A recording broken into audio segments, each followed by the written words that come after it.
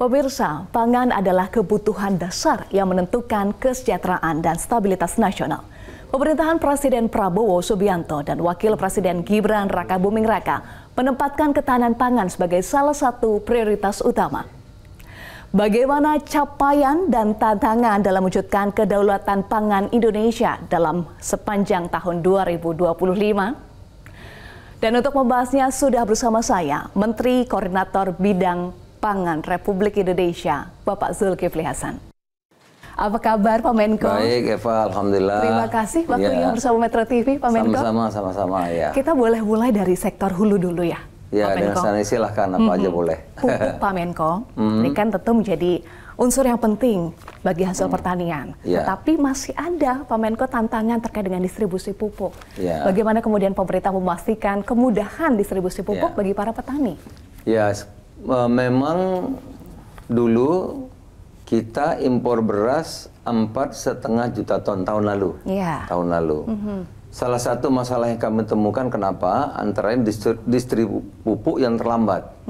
Jadi pupuk tiba kalau orang panen. Ya. Karena banyak sekali aturannya, 144 aturan. Ya. Satu itu. Ya. Kedua yang kami temukan di lapangan irigasi ya. Irigasi yang bermasalah. Ya. Banyak bermasalah karena irigasi dibangun zamannya Pak Harto. Belum ada pembaruan ya. Nah, itu yang kedua. Yang ketiga, di lapangan itu harga gabah ya sebagaimana yang ditentukan pemerintah Rp6.000, tetapi banyak sekali tengkulak-tengkulak. Ya. Sehingga petani terima itu rata-rata 5.000, 5.500, ada yang 4.500. Ya. Nah, ini segera kita atasi, Eva ya. Pertama pupuk kita pangkas aturan 144 jadi tinggal 3. Wow.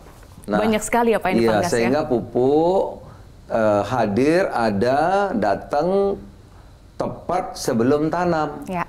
Sebelum ditanam pupuk sudah ada sekarang ya. Nah, kalau ada keterlambatan seluruh agen-agen pupuk di kabupaten, kalau ada laporan 2 hari terlambat itu bisa diganti, langsung diganti petugas manajemen pupuk yang ada di kabupaten. Ya. Terlambat 2 hari karena semua udah mudah. Dari 144 aturan tinggal 3 aturan. Nah, kemudian volume kita tambah dari 5,5 juta menjadi 9,5 juta ton. Wow. Jadi volumenya ditambah. Ya. Apa yang terjadi, Eva? Ya, yang terjadi tahun ini produksi kita naik. Kata BPS loh, bukan kata saya. Dari 30 juta menjadi 34,77. Oke. Jadi naik 4,5 juta lebih. Naik produksinya. Ini kebijakan-kebijakan yang jangka pendek, yang setahun sudah bisa menghasilkan. Orang dulu mengatakan mana mungkin kita swasembada. Oke. Sekarang udah terbukti 4,5 juta di gudang Bulog nggak impornya 0. Stok beras ada 4,5 juta. Ya, jadi mau ngomong apa lagi? Oke, berarti Fakta mengatakan itu. Iya. berarti kalau targetnya 4 tahun ya Pak untuk swasembada beras dalam 1 tahun sudah tercapai Kita hasilnya? tercapai. Tapi apa cukup? Belum. Kita ini penduduk nambah terus. Ada alih fungsi lahan sawah, ya kan? Belum tahun depan kita akan memberikan makan 82,9 juta anak-anak Indonesia, ibu hamil, balita. Perlu ikan banyak, perlu telur banyak, perlu sayur banyak, perlu buah banyak, perlu nasi banyak. Jadi kita untuk jangka panjang, kita akan mengembangkan ladang-ladang yang baru. Sawah-sawah yang baru seperti di Merauke. Juga termasuk mengembangkan bibit-bibit varietas unggul. Ya. Karena varietas kita ini masih yang dulu. Ya, kalau di Thailand, Vietnam itu sawah bisa 10 ton, 12 ton, kita masih 5-6 ton. Nah, ini kenapa varietas bibit kita? Jadi masih banyak PR-nya, ya. Kita bisa jadi lumbung pangan dunia, tapi perlu waktu memang. Tapi untuk sementara kita sudah surplus 4,5 juta. Baik. Itu baru beras. Satu Bagaimana lagi, komoditas lainnya juga ya Pak ya? jagung. Jadi Ini fokus. yang kita sekarang melakukan untuk karbohidrat dulu agar beres. Ya. Karena ini sangat mendasar ya. Beras buat makan, jagung buat pakannya ikan atau ayam gitu. Nah, jagung kita meningkat 9%, naik ya.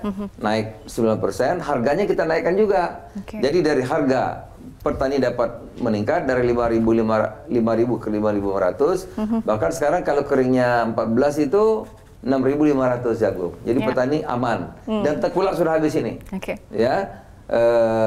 Produksinya naik, harga naik. Oleh karena itu jagung juga petani senang. Ada produksi naik, harga naik, dua yang didapatkan oleh petani-petani kita. Jadi beras dan jagung ini insya Allah sudah bisa kita atasi. Memang yang belum ini ayam, telur, ikan, sayuran, buah-buahan. Ini tahun depan kita akan membangun besar-besaran kampung nelayan. Kita akan bangun besar-besaran tambak-tambak di Pulau Jawa ada 20.000. Kita akan bangun di setiap kabupaten tambak-tambak untuk mensuplai nanti perlu kita makanan bergizi ini ya. Juga kita akan bangun 20 lokasi nanti untuk pakan dan GPS ya yang akan dibangun oleh Kementan nanti kerjasama dengan BUMN kita. Belum ditentukan apa nanti ya. Akan dibangun 20 provinsi pakan dan GPS. Itu akan dibagikan kepada rakyat dengan membayar hanya harga pokok sehingga nanti petelur, penggemuk ayam bisa menyebar di seluruh tanah air, tidak hanya milik satu atau dua perusahaan saja. Ya untuk memenuhi mencukupi makanan bergizi kita. Itu tahun depan kita akan bangun besar-besaran. Itu Eva. Tentu ini menjadi kabar yang baik. Kabar yang mencerahkan ya, Pak Zulhas. Terang. Insya Allah cerah, terang, Indonesia terang. Ya, terang benderang seperti matahari di siang hari. Jelajahi cara baru mendapatkan informasi. Download Metro TV Extend sekarang.